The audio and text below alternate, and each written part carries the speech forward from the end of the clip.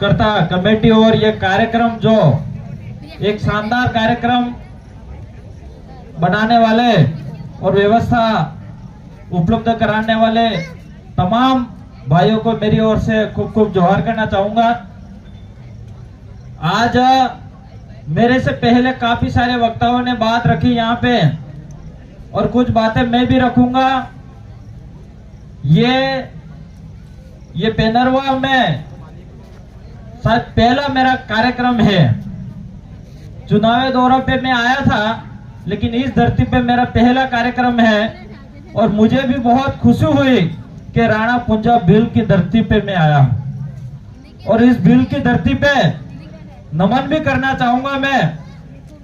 यहाँ पे कई सारे वक्ता भी बोल रहे थे कि राणा पुंजा भील है या सोलंकी है, काफी सारी चर्चा हो रही थी यहाँ पे। लेकिन इतिहास गवाह है कि राणा पुंजा भील है कि कौन है। आज कई लोग अपने राजनीति को चमकाने के लिए राणा पुंजा भील को इतिहास को खत्म करने में लगे हुए हैं, लेकिन यह राणा पुंजा भील का इतिहास इतना कमजोर नहीं है जो आप हटा सकते हो। आज दो कार्यक्रम हो रहे हैं। इस दो कार्यक्रम में मैंने अभी हमारे यहाँ के विधायक प्रताप सिंह रहे दिनेश जी पांडोर साहब को पूछा मैंने कि उस कार्यक्रम में कितने लोग हैं और इस कार्यक्रम में कितने हैं। तो वहां पे कह रहे हैं कि अभी सूचना आई है कि सिर्फ 150-200 लोग हैं और माननीय मंत्री महोदय वहां पे पधारे हैं। और यहाँ पे ये पूरा टेंट भरा हुआ है, आसपास में रोड पे लोग हैं। यहाँ पे ये साबित होता है कि असली भील की सेना यहाँ पे रुकी हुई है।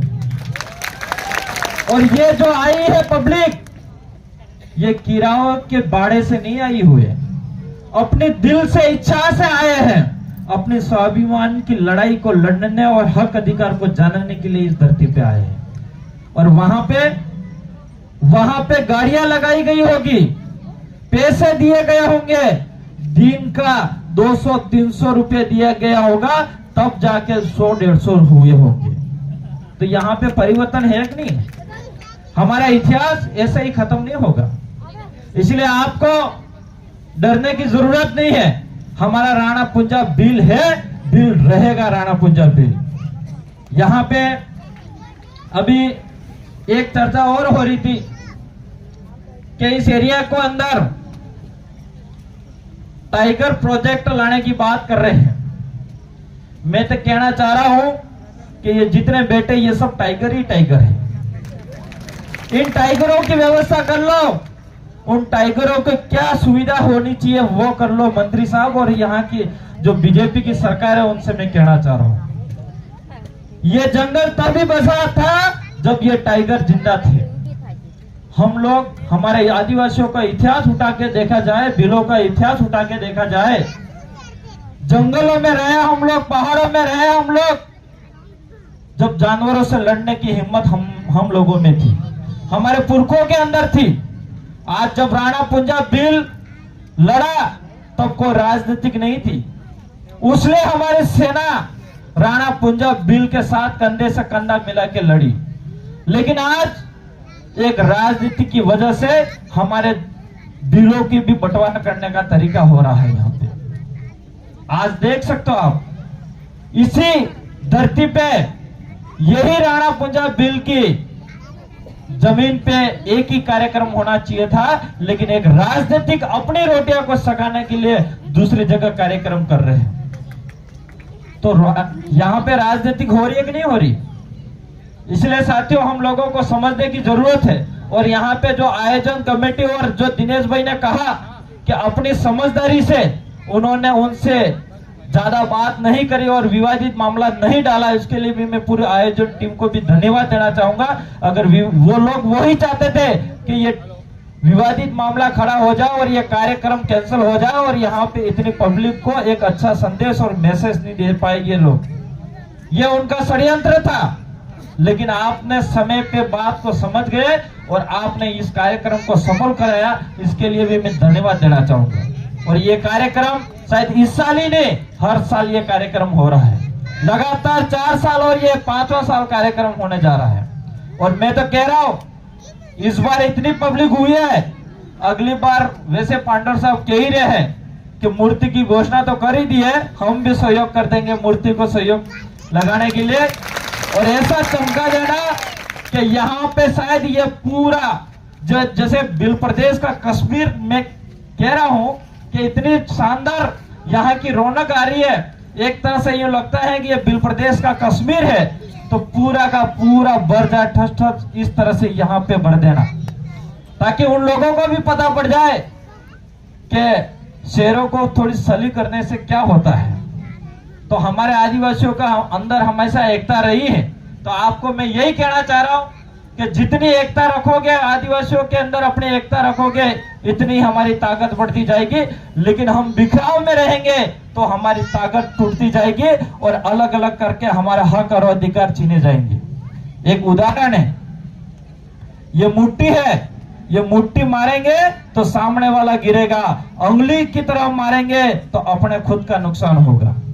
और यहाँ पे एक दूसरी बात बताना चाहूंगा मैं कि यहाँ पे ये कांग्रेस और बीजेपी के लोगों ने इस तरह से हमारे लोगों के अंदर ये भ्रांतियां डाल रखी है, गुमराह कर रखा है कि युवाओं को अलग बांटने का काम कर रहे हैं, बुजुर्गों को अलग तरफ बांटने का काम कर रहे हैं और महिलाओं को अलग तरफ बांटने का काम कर रहे हैं।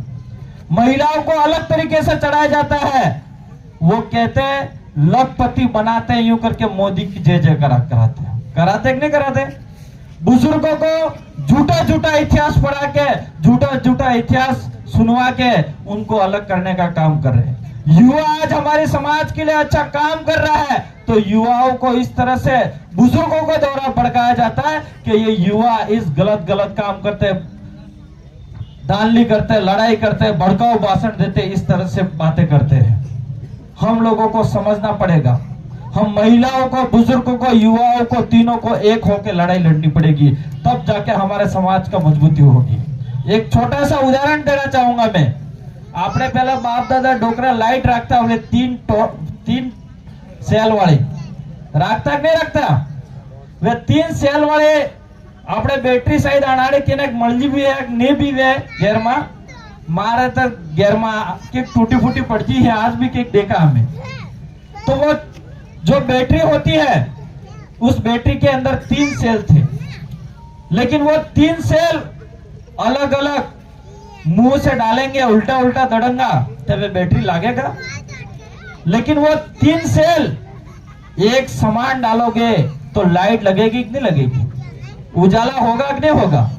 तो हम लोगों की ये 3 सेल समझ के, युवाओं का सेल, बुजुर्गों का सेल और महिलाओं का सेल, तीनों सेल मिला के एक साइड जोड़ना है, तब जाके हमारे बिल प्रदेश के अंदर उजाला होगा, ये मेरा कहना है। हम सबको साथ मिलकर लड़ाई लड़नी होगी। हम लोगों को ये लोग भड़काने का काम भी करेंगे, गुमराह करने का भी काम करेंगे, उनका यही काम रहा है, फूट डालो और राज करो। ओगणात रहीस करा रेग नहीं रे मारी आजीन बाजी हम जी सको असल जो ओगणा रहे वह ओगणा काली नहीं थी। इसके पीछे भी मैं एक उदाहरण दे रहा था तुम्हें। आपने उकड़ो रहे ना, उकड़ा में हाल रहे, वो हाल रहे कटलू भी हाबुलू कूटो, वो झाड़ू की भी नाका उपड़ा था कि फिर भी ओगणा रही जी, रेग नहीं रहे ओगणा। इसके बाद चावल पकाने के लिए આપણે સૂલો આવે અને સૂલામાં તપેલા મસલ સોકા ધોઈ પછી સૂલા માથે મેલો અને પોતે કટલી બી આગ દઈ દો તમે, वो ઓગણો હીદે ખરો, ઓગણો हीदे नहीं हीदे ओगणो। और वो फिर वो थाली में डालोगे चावल, पेलामा काढ़ी मेलोगा चावल तपीलाમાં કાઢીને પછી થાળીમાં સોકા કાઢોગા સમજ શકે તમે અને પોતે બી वो ઓગણો રહી જાય। और गलती थी कि बोड़ाમાં આવી ગયો અસલ ઘી સોકા આપણે મરસું કરીને બોડામાં ખાવાનો ટેસ્ટ આવે તો ઓગણો બોડામાં જતો બી રહેજો તો वो પેટમાં ઉતરે ખરો नहीं उतरे, वो काढ़ीને દાંતમાં ફસી જાય, કાઢીને દળવા પડે। तो मैं कहना चाह रहा हूं ये मेरे समाज को कि कई सारा एवा ओगणा है जे पेला कार्यक्रम में गया है। આપણે સમજવાની જરૂરત છે વા ઓગણા કોણ હે વા ઓગણા આપણે એરિયામાં પતો કરો કે કયો એવો ઓગણો હે હિતોષની હે અને ઓગણે આપણે પરખવાની જરૂર છે या ઓગણા કારી ની હિદીંગા પર આને એક લાસ્ટ વારો તત્રો આલજો और કહેજો અને સમજારજો કે કઈ ની દાદા તમે જે ભી હો તમે સમાજનો ભલો ન કરી શકો સમાજનો नुकसान भी नहीं करो अटलो भी वर्णन केवो समझाड़वा क्योंकि हमारी समाज की एकता लानी हो तो इसलिए हम सभी युवा साथियों से मेरा यही निवेदन है हम लड़ाई को और तेज गति से आज लड़ रहे हैं और एकता इतनी मजबूती से हो रही है कि पूछो मत। जहां हम लोग आज से 10 साल पहले हमने कभी ये नहीं सोचा था कि हमारी लड़ाई झारखंड के अंदर भी सुनी जाएगी और लड़ी जाएगी और छत्तीसगढ़ महाराष्ट्र एमपी गुजरात के अंदर भी हमारी लड़ाई आगे बढ़ेगी थी ये हम लोगों को नहीं पता था। लेकिन आज देखो आज ये जाडोर फलेसिया कोटोड़ा के अंदर ही नहीं डूंगरपुर के अंदर ही नहीं उदयपुर बांसवाड़ा ही नहीं राजस्थान नहीं पूरे देश लेवल पे हमारी आदिवासी एक आवाज होने जा रही है। आज से पहले आपको किसी को 10 साल पहले कोई आदिवासी के बारे में नहीं जान रहा था 9 अगस्त के बारे में नहीं जान रहा था आदिवासी अधिकार दिवस के बारे में कोई नहीं जान रहा था हमारे पुरखों को इतिहास के बारे में कोई नहीं जान रहा था। लेकिन आज पूरे देश लेवल पे आदिवासियों को इतिहास के बारे में भी जाना जा रहा है और हमारे 9 अगस्त और हमारा अधिकार दिवस के बारे में भी जाना जाता है। ये कम है क्या? ये सबसे बड़ी उपलब्धि है। आज मैं कहना चाह रहा हूं कई लोग कहते हैं कि उन लोगों ने पार्टी भी बना दी और 3 विधायक भी बन गया 1 एमपी भी बन गया क्या कर लिया आदिवासियों के लिए। कई सारे बोलते कि नहीं बोलते सोशल मीडिया पे। लेकिन मैं कहना चाह रहा हूं कि जो काम हमने काम करा वो काम तुमने नहीं करा है। वो काम मैं आपको बताना चाहूंगा कि आज से पहले 10 साल पहले का पीछे जाके हम देखें तो हमारे समाज का अगर जाडोल फुलासिया के अंदर कोई भाई अगर मार खाता तो उस दूसरा भाई देखता और उस भाई को बचाने का काम नहीं करता दारू पीन मार खाता हो कहता। लेकिन आज हमारे समाज के अंदर वो एकता आई कि जाडोल फुलासिया के अंदर एक भाई अगर कोई मार खाता है भले दारू पीन मार खाता बीजो भाई आविन वसाड़ी देगा मेरा भाई है ये इसको अगर मार घुस जाएगी तो उसका भविष्य परिवार खत्म हो जाएगा। वो क्रांति हम लाके छोड़ी है। और आज हम विकास की बात करें मैं भी विधायक हूं मेरे साल में 5 करोड़ रुपया बजट आने वाला था आना ही वाला है। राजस्थान के अंदर 200 एमएलए के अंदर 5-5 करोड़ रुपया आने वाला ही है। तो हम तो हमारे एरिया के अंदर विकास करेंगे। लेकिन मैं कहना चाह रहा हूं आज राजस्थान विधानसभा के अंदर 3 विधानसभा के विधायक है हम लोग तो 15 करोड़ रुपया थिया कि नहीं थिया आपने परिवर्तन था कि नहीं था। शिक्षा स्वास्थ्य पानी बिजली सड़क पे हम काम कर रहे हैं तो अटला 17 एमएलए अगर अपने जीतीन जाएंगे तो कटला करोड़ थी जाएंगे अपने होगा कि नहीं होगा। और आज अगर 17 विधायक जीत के जाएंगे तो मैं कह रहा हूं आज दूसरे कार्यक्रम जो मंत्री बाबा कर रहे थे ना वह मंत्री पोस्ट भी अपने बीच में आ सकती है। और उस मंत्री पोस्ट पे 1000 करोड़ रुपया था आज 1500 करोड़ रुपया है। 1500 करोड़ रुपया कने गए लेकिन 1500 करोड़ रुपया हमारे एरिया के अंदर विकास के लिए नहीं होता है। 1500 करोड़ रुपया सिर्फ ठेकेदारों के घर बनने का काम कर रहे हैं।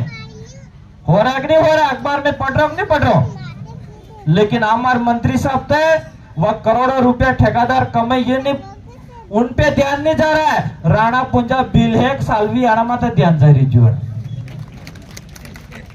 आदिवासी हिंदू है कि नहीं है आना मत ध्यान जा रही है। लेकिन हमारे मंत्री साहब को यह नहीं पता है हॉस्टलों के अंदर बच्चों को हमारे जहर खिलाया जा रहा वो नहीं ध्यान है। बच्चों को अच्छी शिक्षा मिलनी चाहिए ऐसा दिमाग नहीं जा रहा हमारे उनके खुद के विधानसभा के अंदर जो बच्चे बेचे जा रहे हैं किस हिसाब से बच्चे बेचे जा रहे हैं क्या मजबूरी है उस पे ध्यान नहीं जा रहा है मंत्री साहब का।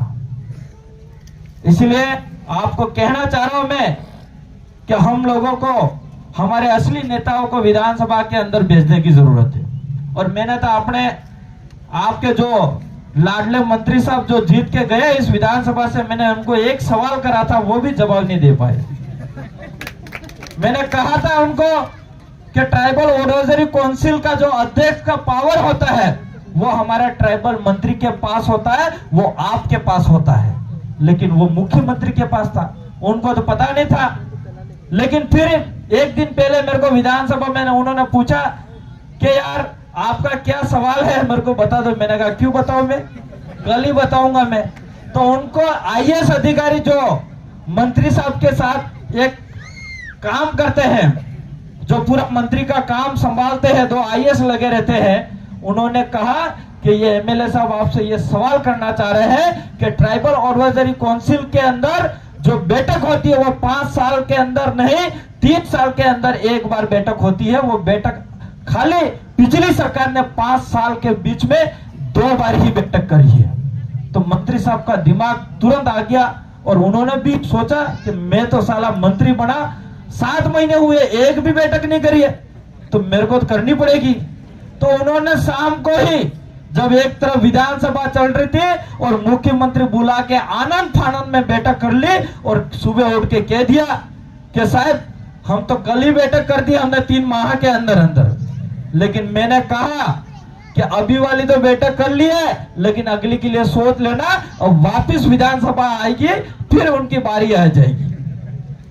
क्योंकि हमारे यहाँ पे जो ट्राइबल एडवाइजरी काउंसिल है उसके अंदर अध्यक्ष के वो पावर होता है कि 3 माह के अंदर एक बार बैठक होती है, और 3 माह के अंदर ये इस ट्राइबल एरिया के अंदर शिक्षा, स्वास्थ्य, पानी, बिजली, सड़क, और यहाँ इस एरिया के अंदर क्या परिवर्तन होना चाहिए, क्या इस एरिया के अंदर विकास होना चाहिए, उस पे चर्चा होनी चाहिए। लेकिन आज तक हमारे इस पद पे रहते हुए कोई भी मंत्री इस समय के अनुसार बैठकें नहीं ले पाए।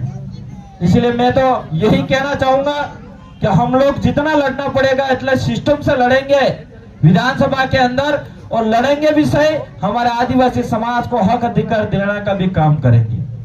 आज मैं ज्यादा बातें तो नहीं करूंगा, लेकिन हम ये तो कह रहे हैं, आज हमारे कई लोग ये भी कहते हैं बीजेपी के अंधभक्त लोग कि उनके लोग क्या काम कर लेंगे, क्या होगा। लेकिन आज हमारे एक लेटर लिखने से 100% तो नहीं कह रहा है, लेकिन 25% भी आज सरकार के आंखें खुल रही है और काम तो हो रहे हैं हमारे। ये माने या नहीं माने, आज सरकारी बसों के अंदर भी देखा जाए तो सबसे ज्यादा अभी ट्राइबल एरिया के अंदर बसें आई है। पहले कभी बसें आई थी क्या? और जो आई थी वो भी बंद कर दी। तो हम लोग कहीं न कहीं लगातार हमारा प्रयास है और करेंगे। और यहाँ पे एक बात हमारे विधायक प्रताप सिंह ने बताई थी कि यहाँ पे बहुत बड़े डैम बन रहे हैं, और जहां तक मैंने विकास का इतिहास उठा के देखा है तो जहां जहां पे विकास हुआ वहां पे आदिवासियों का विनाश हुआ है। लेकिन मैं कहना चाह रहा हूं कि यहाँ पे जो डैम बन रहे हैं, आज हमारे एरिया के अंदर कई सारे आदिवासियों को जमीन से बेदखल होना पड़ा है। लेकिन यहाँ पे जो आदिवासियों के जमीन पे डैम तो बना देंगे, लेकिन आदिवासियों को पानी नहीं देंगे क्या? ये पानी किसी और के लिए व्यवस्था करके डैम बनाए जाएंगे, ऐसा कोई विरोध आपके विधानसभा के अंदर सही व्यक्ति होगा वही कर पाएगा। इसलिए आप तैयार रहना, क्योंकि हमारा दुख और दर्द को समझने वाला अगर विधायक होगा, मंत्री होगा, तो जरूर आपकी आवाज वहां पे जा सकती है। मैं आसपुर विधानसभा की जनताओं को धन्यवाद देना चाहूंगा, जो उन लोगों ने जिताया तब जाके आसपुर की आवाज में विधानसभा के अंदर रख पा रहा हूं। आज आसपुर विधानसभा के अंदर 3.5 लाख वोट है, 3.5 लाख की जनता वहां पे विधानसभा में नहीं जा सकती है, मात्र एक आदमी जाके बोल सकता, वो मेरे को भेजा, मैं बोल पा रहा हूं। तो मैं तो आपको कहना चाह रहा हूं कि यहाँ पे जाडोल से जो भी अपने एरिया के अंदर विधानसभा है, इस बार मजबूती से ताकत बढ़ाओ, और जरूर हमारे में ताकत और मिलेगी तो हम और मुकाबला करेंगे। हम 3 विधायक थे, फर्स्ट विधानसभा जब चली थी उसमें एक दिन के अंदर हमने 3 बार विधानसभा स्थगित करी थी, सिर्फ 3 जने थे, तो ज्यादा होंगे तो क्या होगा। इसलिए बहुत जल्द 2 विधायक तो जीत के आएंगे, हमारे साथ पूरा विश्वास और भरोसा है। लेकिन अगली बार 2028 के अंदर मैं पूरा भरोसा और विश्वास के साथ आपको उम्मीद लेके जाता हूं कि यहां से भी आपका कुछ नया करोगे और कुछ नया करके दोगे, ये मैं उम्मीद रखूंगा। इसलिए ज्यादा बातें नहीं रखूंगा क्योंकि हमारे बीच में रोहत कांति भाई आदिवासी भी हैं, काफी सारी बातें और भी होंगी, 2-3 वक्ता और भी हैं। मेरी बात को यही विराम करूंगा और यहाँ पे एक बार सुनी मेरी बात, इसके लिए खूब खूब धन्यवाद। सबको जोहार। हार्दिक जोहार। बहुत ही